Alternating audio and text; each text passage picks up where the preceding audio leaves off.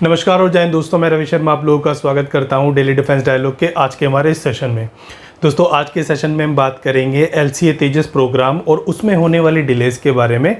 जो कि इस समय न सिर्फ इंडियन एयरफोर्स बल्कि HAL की भी मुश्किलें बढ़ा रहा है। ये मैटर अब बहुत बड़ा हो चुका है और डिफेंस जगत में इसको लेकर के बहुत ज़्यादा टेंशन्स बढ़ गई हैं और यहाँ पर HAL की जो वैल्यूएशन है, यानी कि जो उसकी मार्केट वैल्यूएशन है, वो इस चीज़ की वजह से लगातार गिरनी भी शुरू हो गई है। ये स्टॉक पिछले 2-3 दिनों में 2% से ज़्यादा टूटा है और अपने ऑल टाइम रिकॉर्ड हाई से लगभग 15% टूट चुका है, सिर्फ इस वजह से क्योंकि यहाँ पर HAL अपनी जो डिलीवरी है, यानी कि इस एयरक्राफ्ट की LCA तेजस की, वो टाइमली यहाँ पर नहीं कर पा रहा है। शुरुआत में यहाँ पर टाइम दिया गया था कि मार्च तक इसको डिलीवर कर दिया जाएगा इंडियन एयरफोर्स को। उसके बाद यहाँ पर डेट दी गई जून की, फिर आया जुलाई, फिर अगस्त और अब डेट दी जा रही है नवंबर की। तो नवंबर तक भी अगर ये एयरक्राफ्ट भारतीय वायुसेना के बेड़े में शामिल हो जाए तो भी गनीमत होगी। हालांकि ये जो इशू है अब ये इतना बड़ा हो चुका है कि इसकी वजह से भारत और अमेरिका के जो रिश्ते हैं वो भी कहीं ना कहीं खटाई में पड़ने शुरू हो चुके हैं। भारत के प्रधानमंत्री भी इसको लेकर के बहुत ज़्यादा चिंतित है। हमारे जो एक्सटर्नल अफेयर मिनिस्टर हैं जयशंकर साहब, वो टोनी ब्लिंकन जो कि अमेरिकी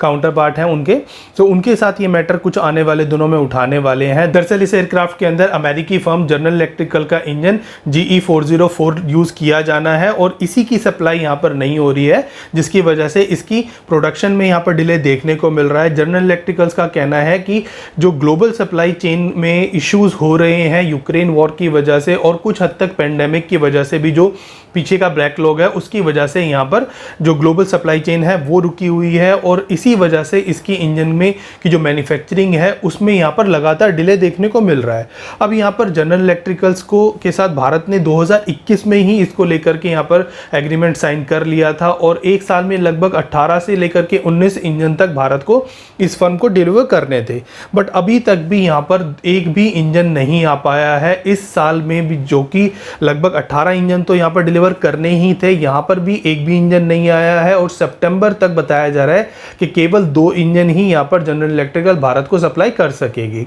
अब यहाँ पर ईयर भारत को 16 से लेकर के 18 एयरक्राफ्ट तक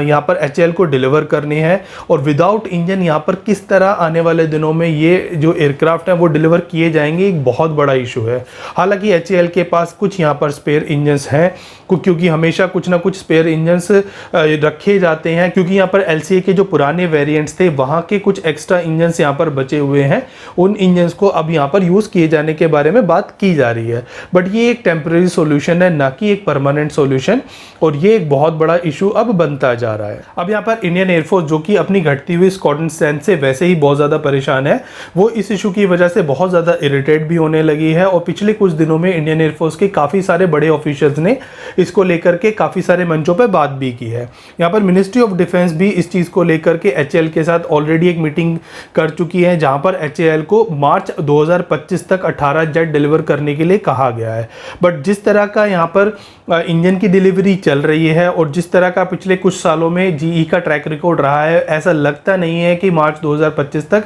18 जेट यहाँ पर HAL डिलीवर कर पाएगी। अब इस सब की वजह से यहाँ पर ब्लेम गेम भी शुरू हो गया है और लोग यहाँ पर HAL को, भारत सरकार को, अमेरिका को और इंडियन एयरफोर्स को भी कुछ हद तक इस सिचुएशन के लिए जिम्मेदार बता रहे हैं। तो देखिए, इस सिचुएशन के लिए कोई एक बंदा जिम्मेदार नहीं है, सबकी अपनी अपनी जिम्मेदारी रही है। बात करें अगर यहाँ पर भारत सरकार की, तो भारत सरकार की यहाँ पर जो बड़ी गलतियाँ रही हैं, वहाँ पर 2 बड़ी गलती भारत सरकार की नज़र आती हैं।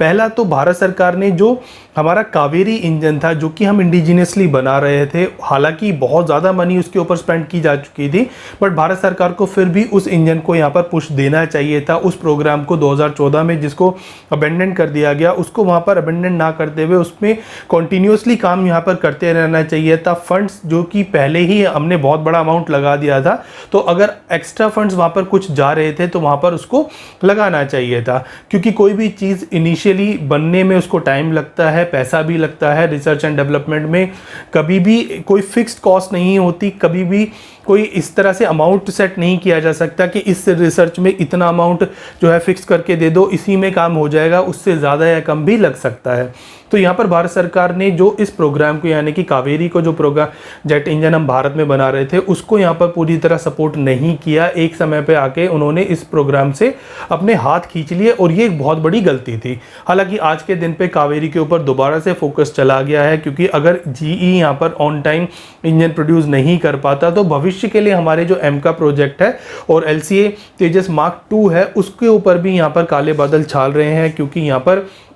लगातार यहाँ पर इंजन की कमी आने वाले सालों में भी देखने को मिलेगी। सो इस प्रोग्राम को अभी भी भारत सरकार धीरे धीरे पुश कर रही है। अगर 2014 में ही पुश करती तो शायद आज के दिन तक इस प्रोग्राम में बहुत कुछ अचीव कर लिया गया होता। इसके अलावा भारत ने दोबारा से अमेरिका के ऊपर यहाँ पर भरोसा किया। भारत के पास अदर कंट्रीज़ के ऑप्शन भी थे, रशिया भी यहाँ पर हेल्प करने को तैयार था, यहाँ पर फ्रांस भी हेल्प करने को तैयार था, बट भारत ने अमेरिका के ऊपर भरोसा किया। हालांकि एलसीए प्रोग्राम में बहुत शुरू में ही इस बात की सहमति बन गई थी कि यहाँ पर अमेरिका का जनरल इलेक्ट्रिकल्स का F404 इंजन यूज़ किया जाएगा, बट फिर भी अमेरिका जिस तरह की कंट्री है और जिस तरह भारत और अमेरिका के रिश्ते रहे हैं, और अमेरिका ने वक्त वक्त पे भारत को इस तरह के धोखे दिए हैं, तो वहाँ पर अमेरिका के ऊपर ब्लाइंड ट्रस्ट करना भारत की एक बड़ी गलती रही है। क्योंकि भारत को अगर अमेरिका के ऊपर इतना ब्लाइंड ट्रस्ट करना था, क्योंकि अमेरिका खुद भी एयरक्राफ्ट बेचता है, अमेरिका उन कंट्रीज़ में से है जो कि अपने यूज़र्स के ऊपर एंड यूज़र एग्रीमेंट भी लगाता है, क्योंकि वहाँ पर एक तरह की रिस्ट्रिक्शन लगाता है कि आप इस चीज़ को इस तरह इस्तेमाल करेंगे, इस वेपन को इस तरह इस्तेमाल करेंगे। तो अमेरिका जैसी कंट्री जो कि अपने वेपन्स के ऊपर हमेशा कंट्रोल बनाए रखती है, टेक्नोलॉजी देते वक्त, टेक्नोलॉजी के ट्रांसफ़र के वक्त बहुत ज़्यादा इशू क्रिएट कर सकती है, तो उनके ऊपर ब्लाइंड फेथ करना भारत की एक यहाँ पर बड़ी गलती रही है। इसके अलावा बात करते हैं अगर यहाँ पर इन इंस्टीट्यूशंस की, यानी कि HAL एंड DRDO जैसे इंस्टीट्यूशंस की, तो DRDO ने यहाँ पर एक बहुत बड़ी जो उसकी चूक रही है, जहाँ पर वो फेल हुआ है, वो है इंजन की जो डेवलपमेंट है उसको लेकर के। इंजन 1990 से ही बनना शुरू हो गया था। जब ये प्रोग्राम शुरू हुआ था, यानी कि LCA प्रोग्राम शुरू हो गया था, उसी समय से बात हो रही थी कि भारत में ही यहाँ पर इंजन भी बनाया जाएगा। इसकी जो फ्लाई बाय वायर सिस्टम है, जो कि एक तरह से फ्लाइट कंट्रोल सिस्टम होते हैं, उसको भी भारत में बनाया जाएगा, और इसका रेडार जो कि एक मल्टी मोड पल्स डुपलर रेडार होना था, उसको भी भारत में बनाया जाएगा। तो ये जो दो चीज़ें हैं, यानी कि जो इसका रेडार है वो भारत में बना लिया गया, जो इसका फ्लाइट कंट्रोल सिस्टम है उसको भी भारत में इंडिजिनियस लेवल पे बनाया गया, बट यहाँ पर इंजन कभी भी भारत नहीं बना पाया। यहाँ पर इंजन को लेकर के भी शुरुआत में बात कही गई थी कि इस पूरे प्रोग्राम में 93 मंथ्स लगेंगे और लगभग $2 बिलियन तक का यहाँ पर खर्चा आएगा। हालांकि उस समय भारत सरकार ने लगभग इसका दुगना, यानी कि $3.83 बिलियन यहाँ पर इसके लिए सैंक्शन किए, और 20 साल तक ये प्रोग्राम चला। जो शुरुआत में 8 साल से कम में यहाँ पर ख़त्म हो जाना चाहिए था, वो प्रोग्राम खींच करके 20 साल तक एक्सटेंड कर दिया गया। उसके बाद भी यहाँ पर कोई बड़े मेजर ब्रेक थ्रू अचीव नहीं किए जा सके। कभी यहाँ पर टेस्टिंग फैसिलिटी को लेकर के यहाँ पर GTRA के एक्सक्यूजेस थे, तो कभी यहाँ पर लगातार फंडिंग ना होने को लेकर के एक्सक्यूजेस थे, तो कभी यहाँ पर टेक्नोलॉजिकल डिनायल बाय US और अदर वेस्टर्न कंट्रीज़ को लेकर के भी यहाँ पर एक्सक्यूज दिए गए। बट यहाँ पर इस प्रोग्राम पे भारत सरकार ने लगभग $20 बिलियन, जो कि एक बहुत बड़ा अमाउंट है, क्योंकि शुरुआत में 1990 में अगर कोई कंपनी इंजन बनाती तो इंक्लूडिंग R&D यहाँ पर लगभग $2 बिलियन खर्च होने थे। बट भारत सरकार ने इसका डबल, यानी कि $3.83 बिलियन सैंक्शन किया, और 20 साल के अंदर अंदर इस प्रोग्राम में लगभग $20 बिलियन फूंक दिए गए। उसके बावजूद भी यहाँ पर कुछ भी अचीव नहीं हुआ। उसके बाद यहाँ पर कैग ने इस चीज़ को लेकर के सवाल उठाने शुरू किए कि इतना पैसा, इतना टाइम लगाने के बाद भी ये इंजन अभी तक डेवलप नहीं हो पाया है। इस इंजन में जितनी पावर सोची गई थी उतनी पावर आज भी नहीं है। इस इंजन का वेट भी, जो कि लगभग उस समय 1100 किलोग्राम के आसपास सोचा गया था कि इतना होना चाहिए था, बट ये लगभग 1200 किलोग्राम के आसपास का इंजन था। तो यहाँ पर वेट भी ज़्यादा था, परफॉर्मेंस भी उतनी नहीं थी। तो ये यहाँ पर DRDO की लेबोरेटरी GTRA की एक बहुत बड़ा फेलियर रहा है कि वो इस इंजन को उतने टाइम में, उतने अमाउंट ऑफ मनी में यहाँ पर नहीं बना पाए। क्योंकि ये एक बिजनेस पॉइंट ऑफ व्यू से भी अगर आप देखें कि इतना ज़्यादा पैसा फूकने के बाद अगर आपको वो चीज़ें भी अचीव ना हो जो कि शुरुआत में अचीव होनी चाहिए थी, तो फिर आप उसमें अदर फंड्स कैसे रिलीज करेंगे आगे आने वाले टाइम में, उसमें और पैसा क्यों डालेंगे, ये एक बड़ा क्वेश्चन यहाँ पर अराइज हो रहा था। इसके बाद अगर बात करें इंडियन एयरफोर्स की, तो इंडियन एयरफोर्स भी यहाँ पर कुछ हद तक रिस्पॉन्सिबल है, क्योंकि इंडियन एयरफोर्स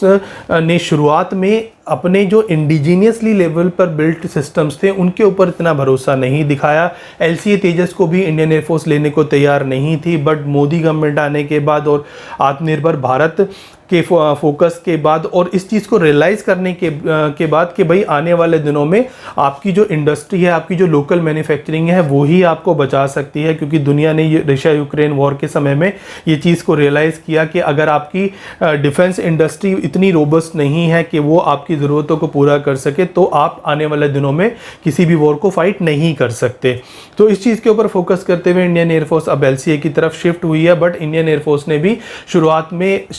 एक लेमन लैंग्वेज में अगर कहूँ तो बहुत ज़्यादा नखरे किए। इंडियन एयरफोर्स इस चीज़ के ऊपर फोकस करती रही कि इसका इंजन लगभग 95 किलो न्यूटन तक का थ्रस्ट पैदा करे, और हालांकि जो कावेरी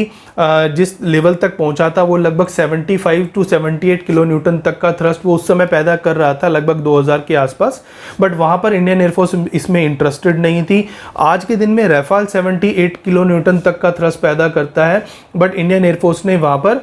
75 किलो न्यूटन के थ्रस्ट का एयरक्राफ्ट और इंजन जो है यहाँ पर एक्सेप्ट नहीं किया। हालांकि आने वाले दिनों में ये इंजन हो सकता है अगर इंडियन एयरफोर्स उस समय इसको अडॉप्ट कर लेती तो with the time with the improvement इसकी जो पावर है वो बढ़ जाती। और अभी एट प्रेजेंट ये इंजन, यानी कि हम बात करें कावेरी की, तो कावेरी यहाँ पर लगभग 80 किलो न्यूटन का थ्रस्ट आज के दिन में भी पैदा कर रहा है। उसके काफ़ी सारे क्रिटिकल टेस्ट हो रहे हैं, और यहाँ पर लगातार जो GTRA है, यानी कि जो DRDO की लेबोरेटरी है जो कि इस इंजन को बना रही है, जिसका नाम गैस टरबाइन रिसर्च एस्टेब्लिशमेंट है, उस जो कि इसके ऊपर काम कर रही है, वो यहाँ पर लगातार इस इंजन के अंदर मॉडिफिकेशंस कर रही है और उसकी पावर बढ़ाने की कोशिश कर रही है। हालांकि भारत सरकार यहाँ पर उस लेवल पर इसको सपोर्ट नहीं कर रही जिस लेवल पर आज भी करना चाहिए। तो इंडियन एयरफोर्स की यहाँ जो बड़ी गलती रही है वो ये थी कि भारत सरकार के और जो DRDO के उस समय के एफर्ट्स थे उनके साथ इंडियन एयरफोर्स ने अलाइन नहीं किया। अगर करती तो शायद आज पिक्चर बिल्कुल डिफरेंट होती। अब बात कर लेते हैं अमेरिका के बारे में। तो बहुत सारे मीडिया आउटलेट्स, बहुत सारे एक्सपर्ट्स यहाँ पर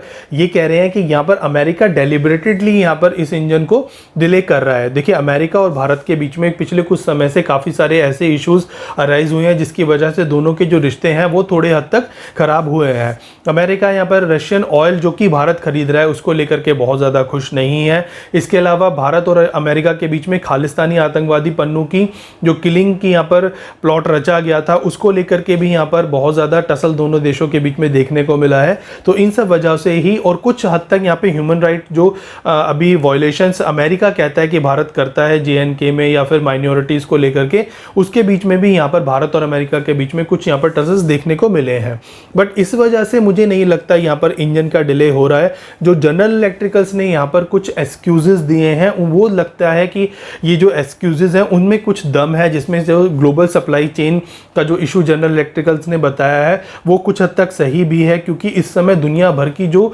एरोस्पेस इंडस्ट्री है वहाँ पर ये इशू ज़रूर बना हुआ है। बहुत सारे जो एयरक्राफ्ट मैन्युफैक्चरिंग कंट्रीज़ हैं जो कि एयरक्राफ्ट बनाती हैं, काफ़ी सारी ऐसी कंपनी जैसे कि एयरबस भी है, वो भी इस चीज़ को मेंशन कर चुकी है कि रशिया यूक्रेन वॉर की वजह से यहाँ पर ग्लोबल जो सप्लाई चेन है उसके अंदर इलेक्ट्रिकल इक्विपमेंट की, सेमीकंडक्टर्स की, कुछ मेटल फोर्जिंग की और बहुत हद तक टाइटेनियम एंड जो निकल अलॉयज होते हैं उनकी यहाँ पर बहुत ज़्यादा कमी हो गई है। क्योंकि जो टाइटेनियम है और जो निकल अलॉयज हैं इनके मेजर जो प्रोड्यूसर हैं वो रशिया और उसके बाद चाइना का नाम आता है। तो रशिया की यहाँ पर बहुत सारी फर्म्स हैं जो कि इसको बनाती हैं, जिसमें दुनिया की सबसे बड़ी टाइटेनियम प्रोड्यूस करने वाली VSM Pro अविस्का नाम की एक फर्म है जो कि रशियन फर्म है, वो इसको बनाती है। हालांकि इसके ऊपर प्रतिबंध लगाया गया है अमेरिका और वेस्टर्न कंट्रीज की वजह से। तो इन सब ने यहाँ पर मिलकर के जो प्रतिबंध लगाया है इस वजह से ये जो टाइटेनियम है ये मार्केट में नहीं आ पा रहा है, और ये एक बहुत क्रिटिकल कंपोनेंट होता है किसी भी एयरक्राफ्ट की मैन्युफैक्चरिंग में। और वेस्ट कंट्रीज के पास और स्पेशली US के पास इस तरह के जो एलॉयज हैं वो नहीं है, और यहाँ पर जो मार्केट की डिमांड है वो रशिया के बिना पूरी नहीं हो सकती। इसके अलावा जो चाइनीज फर्म्स हैं उनके ऊपर भी यहाँ पर प्रतिबंध लगाया गया है। तो ये जो रशियन और चाइनीज फर्म के ऊपर यहाँ पर प्रतिबंध लगाए गए हैं ये आने वाले दिनों में भी ग्लोबल एरोस्पेस इंडस्ट्री में सप्लाई चेन इश्यूज़ को राइज करते रहेंगे। और जो जनरल इलेक्ट्रिकल्स को भारत को इंजन देने का जो यहाँ पर प्रॉमिस है वो बहुत हद तक यहाँ पर खटाई में पड़ता हुआ नजर आ रहा है। आने वाले दिनों में भी ये इशू लगातार बना रहेगा और यहाँ पर भारतीय वायुसेना इसी चीज को लेकर के बहुत ज्यादा चिंतित है। अब अगर बात करें कि भारत यहाँ पर क्या कर सकता है, उसके पास आज के दिन में क्या ऑप्शंस खुले हुए हैं, तो देखिए सबसे बड़ा ऑप्शन तो यहाँ पर भारत के पास यही खुला हुआ है कि वो जनरल इलेक्ट्रिकल्स के ऊपर दबाव बनाए कि वो डिलीवरी करे इन इंजन्स की एज सुन एज पॉसिबल, क्योंकि यहाँ पर कोरिया का जो एयरक्राफ्ट है उसको में भी इसी इंजन को यूज किया गया है और साउथ कोरिया को लगातार यहाँ पर इस तरह के इंजन डिलीवर किए जा रहे हैं। इसके अलावा अगर जनरल इलेक्ट्रिकल्स कहता है कि उसके पास सच में ही रॉ मटेरियल की कमी है, जो इलेक्ट्रिकल इक्विपमेंट्स है, जो टाइटेनियम और या फिर निकल अलॉय जैसे जो सब्सटेंस है उनकी कमी है, इसकी वजह से वो लगातार इंजन की सप्लाई नहीं कर सकता, तो यहाँ पर रशिया को इस चीज में भारत इन्वॉल्व कर सकता है। भारत अपने लेवल पर यहाँ पे रॉ मटेरियल को, इलेक्ट्रिकल इक्विपमेंट्स को, सेमीकंडक्टर को अरेंज कराकर जनरल इलेक्ट्रिकल्स के साथ इस इंजन को बना सकता है। ये एक ऑप्शन भारत के पास बना हुआ है क्योंकि भारत ने इन कंपनीज के ऊपर प्रतिबंध नहीं लगाया है। इसके अलावा जो दूसरा ऑप्शन बनता है, भारत किसी और देश के बने हुए इंजन के ऊपर फोकस कर सकता है, जिसमें सबसे अच्छा ऑप्शन जो है यहाँ पे रशिया प्रोवाइड करता है और वो है RD-93 इंजन का, जो कि पाकिस्तान के JF-17 में भी यूज किया गया है। तो इस इंजन को भारत लगा सकता है, ये एक अच्छा ऑप्शन हो सकता है, पर भारत इस चीज के लिए बहुत ज्यादा इंटरेस्टेड नहीं है क्योंकि Russian engines already Bharat use कर रहा है रशियन मिक्स के अंदर, और जो सुखोई के अंदर भी हम इसी तरह का एक इंजन यूज कर रहे हैं। हालांकि वो ये RD-93 इंजन नहीं है, बट फिर भी भारत यहाँ पर बहुत इंटरेस्टेड नहीं है रशियन इंजन को यूज करने में। इसके अलावा भारत यहाँ पर अपने इंडिजिनियसली बिल्ट इंजन यानी कि कावेरी के ऊपर फोकस कर सकता है, बट कावेरी के ऊपर अगर आज के दिन में भी फोकस किया जाए और उसकी टेस्टिंग जो है लगातार की जाए, उसके अंदर जो भी प्रोसीजर्स होते हैं उसको अगर on time as soon as possible भी किया जाए, तो अगले 10 साल में जाकर के ये इंजन किसी एयरक्राफ्ट के अंदर यूज करने की हालत में होगा, जो कि एक बहुत लंबा टाइम है। तो भारत के पास यहाँ पर लिमिटेड नंबर ऑफ ऑप्शंस है, इसीलिए यहाँ पर भारत सरकार, एयरफोर्स और मिनिस्ट्री ऑफ डिफेंस बहुत ज़्यादा चिंतित है कि किस तरह से इस सिचुएशन से यहाँ पर बाहर निकला जाए। अब आने वाले दिनों में देखना होगा कि जनरल इलेक्ट्रिकल्स अपने किए हुए प्रॉमिस पर कितनी ज़्यादा फोकस कर पाती है और कितने ज़्यादा इंजन्स को डिलीवर कर पाती है। भारत सरकार भी यहाँ पर अपने लेवल पे क्या ऐसे मेजर्स ले सकती है कि आने वाले दिनों में, क्योंकि एमका भी जो जनरल इलेक्ट्रिकल का इंजन है GE का, उसी के ऊपर फोकस कर रही है। हालांकि ये F404 नहीं है बल्कि F414 है, वो थोड़ा सा डिफरेंट और हायर कॉन्फ़िगरेशन का इंजन है, बट ये भी आने वाले दिनों में अगर इसी तरह की ग्लोबल सप्लाई चेन के इश्यूज की वजह से डिले हुआ तो हमारा एमका प्रोग्राम, जो कि ऑलरेडी 10 साल लेट है, वो आने वाले दिनों में और लेट होगा और भारत के जो वायुसेना है उसके ऊपर दबाव यहाँ पर और इंक्रीज होगा। इन सब के बीच में इंडियन एयरफोर्स किसी तरह अपनी डिप्लेटिंग जो स्ट्रेंथ है उसको मेंटेन करने की कोशिश कर रही है। इसी वजह से इंडियन एयरफोर्स यहाँ पर सेकंड हैंड एयरक्राफ्ट को लेकर के भी बातचीत कर रही है, जैसे कि हमने बात किया था मिराज के बारे में। तो इंडियन एयरफोर्स यहाँ पर एज सच बहुत ज़्यादा बुरी तरह फंस चुकी है, उसको अपने जो डेली ऑपरेशंस हैं उनको भी यहाँ पे मेंटेन करना है। MiG-21 जैसे एयरक्राफ्ट जो कि 2025 में इंडियन एयरफोर्स को रिटायर करने ही पड़ेंगे, तो वो भी एक बड़ा इशू इंडियन एयरफोर्स के सामने है। तो इस समय जो सिचुएशन है इंडियन एयरफोर्स के सामने वो बहुत ग्रेव सिचुएशन है